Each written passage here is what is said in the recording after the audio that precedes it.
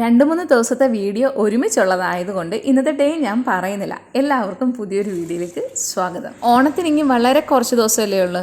എല്ലായിടവും ഭയങ്കര സെലിബ്രേഷൻ. നമ്മുടെ വീട്ടിൽ ഇപ്രാവശ്യം ആഘോഷങ്ങളൊന്നും തന്നെ ഇല്ല.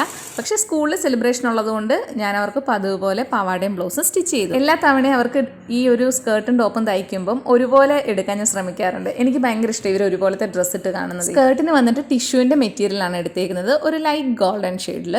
ബ്ലൗസിന് എടുത്തേക്കുന്നത് റെഡ് കളറിലുള്ള കോട്ടൺ ബ്രൊക്കേഡ് മെറ്റീരിയലാണ്. അതാകുമ്പം കുട്ടികൾ കുറച്ചുകൂടെ കംഫർട്ടായിരിക്കും. ആദ്യം 2 പേർക്കും ഓണ സെലിബ്രേഷൻ ഒരു ദിവസമായിരുന്നു, 12-ാം തീയതി വ്യാഴാഴ്ച. എന്നാൽ സ്കൂളിൽ എന്തോ കാര്യങ്ങൾ പ്രമാണിച്ച് മിയയുടേത് പെട്ടെന്ന് 2 ദിവസം മുമ്പേ ആക്കി, ചൊവ്വാഴ്ചയാക്കി. അതുകൊണ്ട് പെട്ടെന്ന് എനിക്കിങ്ങനെ ഹറിബറി ആയിപ്പോയി മിയയുടെ ഡ്രസ്സ് തയ്ക്കേണ്ടത്. ആദ്യം ഞാൻ പാറുവിനാണ് തയ്ച്ച് വെച്ചത്. അങ്ങനെ മിയ ഓണ സെലിബ്രേഷന് ഡ്രസ്സ് ഇട്ടപ്പോൾ പാറു പറഞ്ഞു എനിക്ക് സെയിം ഡിസൈൻ തന്നെ വേണം എന്ന് പറഞ്ഞു.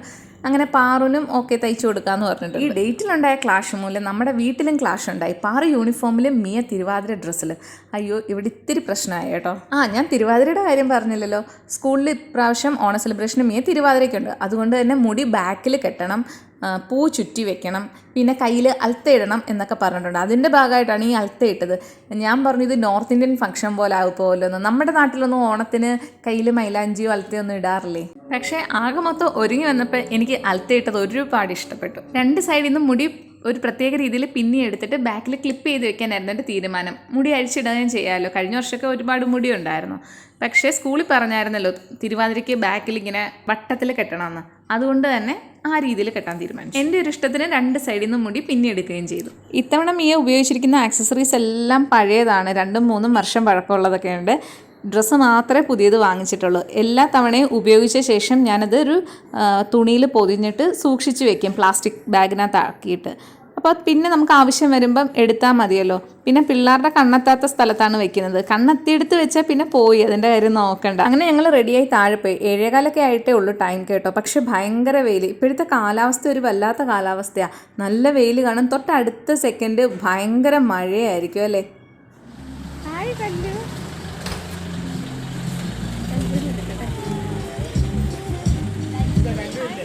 ഉണ്ട്. കല്ല് എവിടെ നിന്നപ്പ കയറിയത്? ആണോ? ആൻറ്റീന്ന് വിളിയടാ. രാവിലെ ഇന്ന് നേരത്തെ എണീറ്റുകൊണ്ട് ബ്രേക്ക്ഫാസ്റ്റ് ലഞ്ച് എല്ലാം റെഡിയാക്കി വെച്ചിട്ടുണ്ട്. ഇനി മിയുടെ സ്കൂളിൽ പോകണം. എന്നോട് പറഞ്ഞായിരുന്നു അമ്മ എനിക്ക് 2 തിരുവാതിര കാണാൻ സ്കൂളിൽ വരണമെന്ന്. ഞാൻ ഓക്കെയും പറഞ്ഞു. ഉച്ച കഴിഞ്ഞാണെങ്കിൽ ഇന്ന് പേരൻസ് മീറ്റിംഗ് ഉണ്ട്. അപ്പോൾ 2 കൂടെ കഴിഞ്ഞിട്ട് തിരിച്ച് വരാമെന്ന് കരുതി. പ്രോഗ്രാം ടൈം 11:30 വരെ ഉള്ളൂ. പക്ഷേ മീറ്റിംഗ് ടൈം പറഞ്ഞേക്കുന്നത് 1:30 ആണ്. അപ്പോൾ എനിക്കൊരു പേടിയുണ്ട്. പാറുവിനെ ഇനി ലഞ്ച് ടൈമിൽ അവൾക്ക് വിശന്നാൽ എന്ത് ചെയ്യും. അങ്ങനെ കുറച്ച് സ്നാക്സ് ഒക്കെ വാങ്ങിച്ചിട്ട് പോകാമെന്നൊക്കെ പ്ലാൻ ചെയ്തു. ഈ കമ്മൽ ഞാൻ ഭയങ്കരമായിട്ട് ഇഷ്ടപ്പെട്ട് വാങ്ങിച്ചതാണ്. പക്ഷേ ഇട്ട് കഴിഞ്ഞപ്പോൾ ഞാൻ എന്തോ ഭയങ്കരമായിട്ട് ഒരുങ്ങിയ കണക്കൊക്കെ എനിക്ക് ഫീൽ ചെയ്തു. അതുകൊണ്ട് ഞാനിതങ്ങ് മാറ്റി വെച്ചു.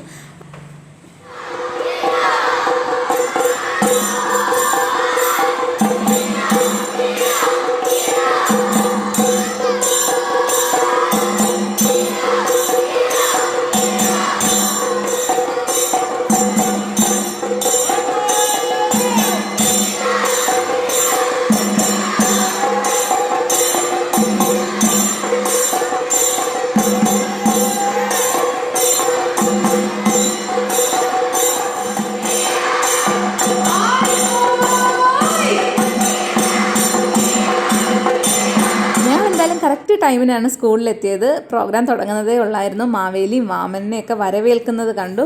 ഒരുപാട് വർഷങ്ങൾക്ക് ശേഷം ഞാൻ ഈ ഒരു പരിപാടിയൊക്കെ ഇത്ര അടുത്ത് ആസ്വദിച്ചിരുന്ന് കാണുന്നത്. ഒട്ടുമിക്ക ഫെസ്റ്റിവൽസും മിയയുടെ സ്കൂളിൽ സെലിബ്രേറ്റ് ചെയ്യാറുണ്ട്.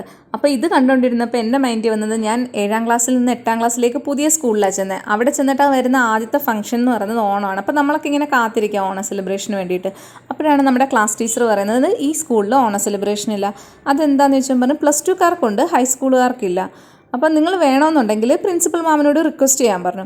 ഓക്കെ എന്ന് പറഞ്ഞു. നമുക്കന്ന് ഭയങ്കര ധൈര്യമാണ്.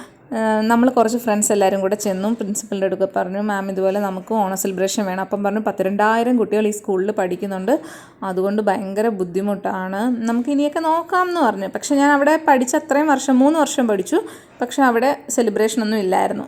അങ്ങനെ പാറുവിനെ വിളിച്ചുകൊണ്ട് വന്ന് മിയയുടെ സ്കൂളിൽ പേരൻസ് മീറ്റിംഗ് ഒക്കെ കഴിഞ്ഞ് നമ്മൾ തിരിച്ചു വന്നു. ഇതിപ്പോൾ കാണുന്നത് നമ്മുടെ പാർക്കുട്ടിയുടെ സ്കൂളിൽ ഓണ സെലിബ്രേഷന് വേണ്ടിയിട്ടുള്ള പ്രിപ്പറേഷനാണ്. രാത്രി തന്നെ പാറുൻ്റെയും ഡ്രസ്സും ആക്സസറീസും എല്ലാം എടുത്തു വെച്ചു. ഇങ്ങനെ ചെയ്താൽ നമുക്ക് രാവിലെ അത്ര വെപ്രാളപ്പെടേണ്ട കാര്യമൊന്നുമില്ല, പെട്ടെന്ന് ഈസി ആയിട്ട് ചെയ്യാം. പിന്നെ കുറച്ച് നേരത്തെ എഴുന്നേറ്റ് നമ്മുടെ ജോലിയെല്ലാം പെട്ടെന്ന് തീരുകയും ചെയ്യും. എൻ്റെ ഹൈസ്കൂൾ കാലത്ത് സ്കൂളിൽ ഓണ സെലിബ്രേഷൻ ഇല്ലെങ്കിലും ട്യൂഷൻ സെൻറ്ററിൽ ഞങ്ങളുടെ ഓണ സെലിബ്രേഷൻ ഭയങ്കര അടിപൊളിയായിരുന്നു. +2 ഡിഗ്രിയൊക്കെ ഭയങ്കര ആഘോഷമായിരുന്നു. ആ ടൈമിൽ നമ്മൾ പഠിച്ച ഹൈസ്കൂളിലും ഓണം ആഘോഷിക്കാൻ തുടങ്ങിയിരുന്നു. എന്താ അല്ലേ, ഇപ്പം ആഘോഷങ്ങൾ കുറച്ചുകൂടെ കൂടുതലാണല്ലോ പണ്ടത്തേനെക്കാട്ടി. അപ്പോൾ പാർക്കുട്ടി റെഡി ആയിട്ടുണ്ട്. ഇത്രയൊക്കെയാണ് എൻ്റെ ഓണം വിശേഷങ്ങൾ ഇത്തവണത്തെ. അപ്പോൾ ബൈ.